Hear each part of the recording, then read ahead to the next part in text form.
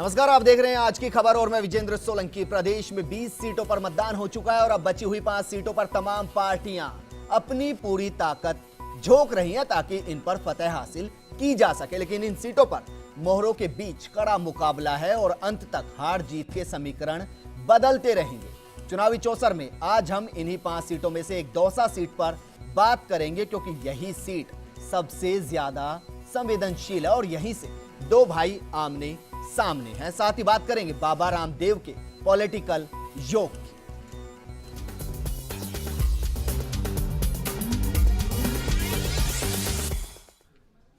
चुनावी चौसर में सबसे पहले बात बाबा रामदेव के उस बयान की जो उन्होंने आज दिया है। कुछ कहे उससे पहले आप जरा सुनिए बाबा रामदेव क्या कह रहे हैं। आदरणीय चांदनाथ जी ने ये कहा कि स्वामी जी आजकल यहाँ पर पैसे बहुत पकड़े जा रहे हैं, तो हमने इतनी सी बात कही, महाराज जी क्यों बिना मतलब की बावड़ी बातें कर रहे हो, किसके पैसे पकड़े जा रहे हैं, क्या हो रहा है क्या नहीं हो रहा, उसको अपने से क्या लेना देना। और एक मैं सीधा सा प्रश्न पूछता हूँ, कोई भी कितना ही नादान ना समझ भी आदमी हो तो भी मीडिया के सामने कोई काले धन की बात करेगा?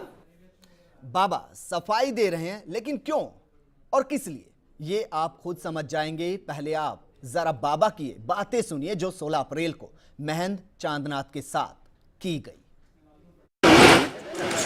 ट्रैक्टर मार लिया, ये तो दिख रहा काम बढ़िया।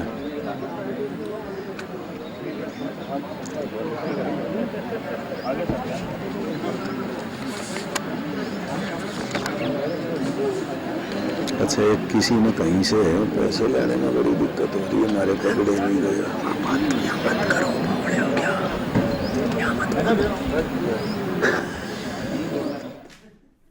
तो अंदर खाते क्या कुछ चल रहा है वो आप सुन चुके हैं। अब आपको सुनाते हैं कि 16 अप्रैल को जब बाबा फंसे तो पूरी बातों को किस तरीके से नकार दिया। बाबा का बयान सुनने से पहले आपको सुनाते हैं चांदनाथ ने इस पर क्या कहा था। आज बाबा रामदेव और आपके बीच कुछ वार्तालाप था जो मीडिया के बीच आया है पैसे को लेकर के, उस पर आपका क्या कहना है? ये आप लोगों की कल्पना होगी, मैं तो आपसे ही सुन रहा हूँ। ये आप ही के रिकॉर्डेड है ना चल रही थी, कोई पैसे को लेकर समस्या आपको कोई रिकॉर्डेड नहीं है, मैं तो आपसे सुन रहा हूँ और ये आपकी कल्पना होगी। मंच पर आपने कहा था पैसों की समस्या आ रही है। ना अपना ना कोई ये सब आपकी वो अपनी मनगढ़ंत बात है। ये सब आपकी वो अपनी मनगढ़ंत बात। तो सुना आपने, चांदनाथ महंत है लेकिन राजनीति में आकर राजनेता हो गए और आरोपों को मीडिया की उपज बता रहे हैं। चलिए अब आपको सुनाते हैं तमाम पार्टियों को झूठा बताने वाले, काला धन वापस लाने की अलख जगाने वाले बाबा रामदेव ने सफाई में 16 अप्रैल को क्या कहा था। अभी आज अलवर में प्रेस कॉन्फ्रेंस करी थी आपने, मंच पे आपके साथ भाजपा प्रत्याशी थे। हाँ तो ठीक है। मंच पे वो कहते हैं पैसों का लेन देन के लेकर बात कर रही थी, बड़ी परेशानी हो रही है पैसों के लेन देन की, वो क्या बात? ना कोई बात बातचीत कोई नहीं, वो कैमरे में रिकॉर्ड है, कोई नहीं, पैसों की बातचीत हो रही है, कोई नहीं। तो दोनों ने ही बातों से किनारा कर लिया था, सिरे से इसे खारिज किया था। लेकिन बाबा और महंत के बीच पहले पैसों की बात, उसके बाद बात से बाबा का इनकार और फिर इकरार, जरा देखिए। अच्छा, एक किसी ने कहीं से पैसे लेने में बड़ी दिक्कत हो रही है, हमारे पकड़े नहीं गया। मत करो,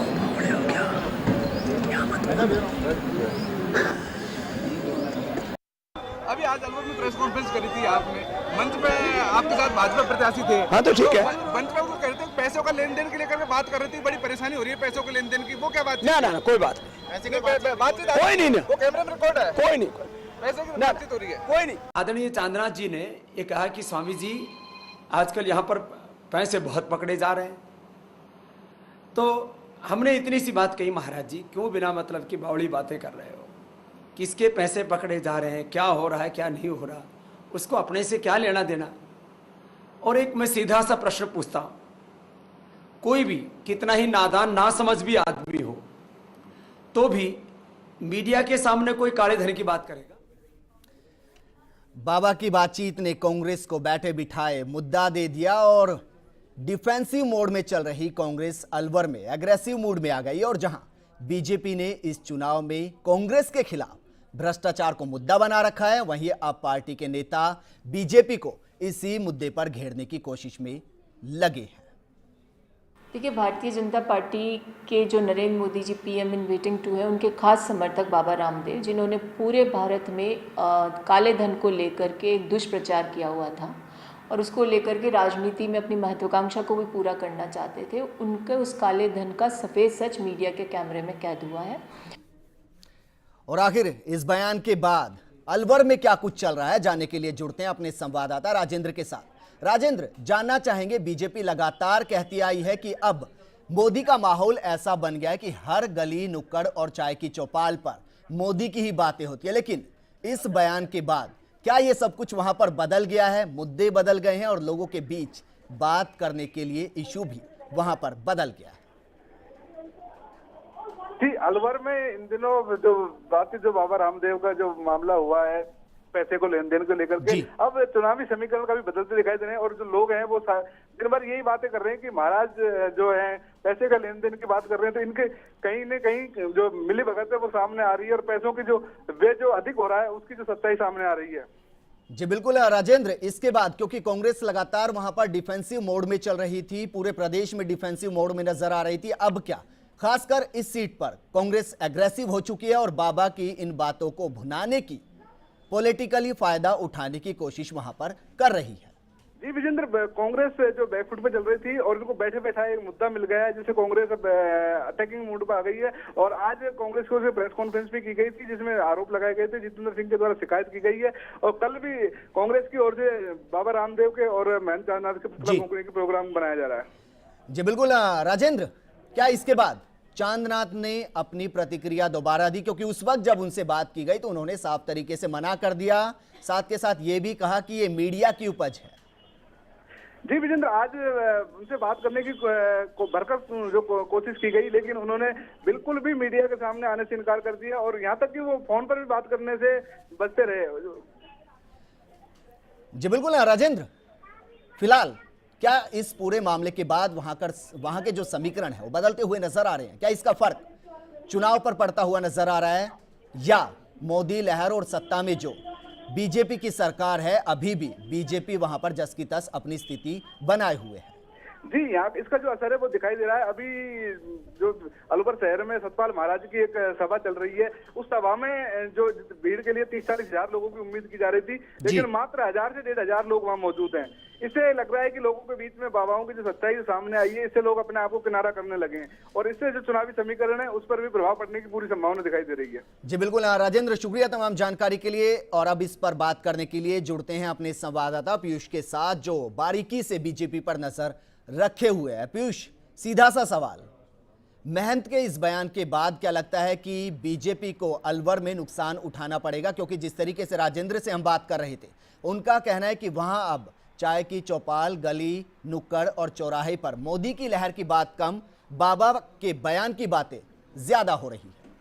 देखिए विजेंद्र, निश्चित तौर पे जो बयान दिया गया है उसका नुकसान भाजपा को इन चुनाव में उठाना पड़ेगा, खासतौर पे जिस सीट से बाबा चुनाव लड़ रहे, क्योंकि पूरी भाजपा के भी नरेंद्र मोदी की बात की जाए, प्रधानमंत्री के तौर पर उनको प्रोजेक्ट किया गया है और वो पूरा चुनाव जो भाजपा लड़ रही है वो भ्रष्टाचार और काले धन को लेकर लड़ रही है। ऐसे में भ्रष्टाचार की बात होना, पैसों की बात होना और चुनाव में पैसे की बात आना कहीं ना कहीं विवादों को जन्म देती है और ये विवाद खड़ा हो चुका है और मीडिया ने भी इस विवाद को पूरे पुरजोर तरीके से उठाया। तो कहीं ना कहीं जो कांग्रेस की भूमिका है, क्योंकि कांग्रेस नेताओं के लगातार बयान आ रहे हैं, वो आक्रामक रुख अपनाए हुए हैं और वहीं बीजेपी के नेताओं से इस सिलसिले में हमने जब प्रदेश में बात की है, प्रदेश मुख्यालय में आज भी हमारी बात हुई हो, चाहे ओंकार सिंह लखावत हो या प्रदेश अध्यक्ष अशोक पन्नामी, वो इस बात से चुप्पी साधे नजर आए। इस बारे में कुछ भी बोलने से उन्होंने साफ तौर पर इनकार कर दिया। कुल मिला के मकसद एक ही है कि जैसे तैसे जो 24 तारीख का समय है, जिस दिन मतदान होना है, वो समय निकल जाए और ये चुप्पी साधे रखे। इस मामले में कोई भी कुछ बिल्कुल चुप्पी साधे हुए हैं, कुछ बोलने की स्थिति में वो नजर नहीं आ रहे हैं। लेकिन आपसे जानना चाहेंगे, क्योंकि सीट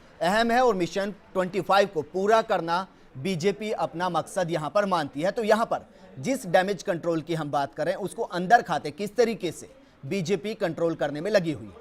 देखिए, जहाँ तक बात है, अभी ये अलवर सीट की बात की जाए या और जो बची हुई 5 सीटों पर मतदान होना है उसकी बात की जाए, भाजपा का पूरा फोकस है क्योंकि 20 सीटों पर मतदान हो चुका है विजेंद्र। इसके अलावा जो 5 सीटें बची उसमें प्रमुख नेताओं को उन्होंने भेज दिया है। हालांकि मुख्यमंत्री वसुंधरा राजे का लगातार दौरा था, लेकिन तबियत खराब होने के कारण फिलहाल आज और कल का जो उनका चुनावी सभा थी वो स्थगित हो गई। लेकिन अशोक पन्नामी आज भी दौरे पर है और कल भी वो संभवतः कुछ जो लोकसभा सीटें हैं वहाँ पर जाकर सभाएं करेंगे। इसके अलावा जो प्रमुख नेता है जाति के हिसाब से उन्होंने बांट दिया गया है।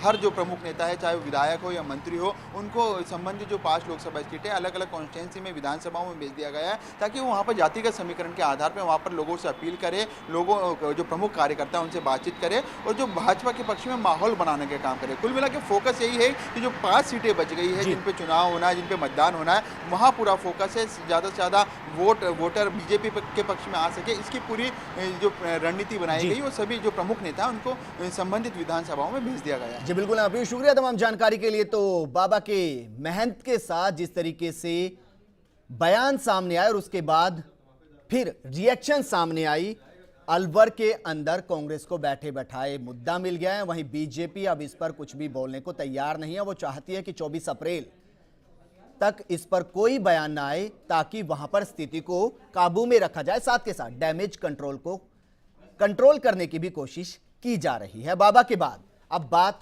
अन्ना की करते हैं। आज अन्ना हजारे जयपुर में थे और इस दौरान कभी सहयोगी रहे और दिल्ली के मुख्यमंत्री रहे अरविंद पर अन्ना ने कहा कि मुख्यमंत्री पद से इस्तीफा देना अरविंद की गलती थी।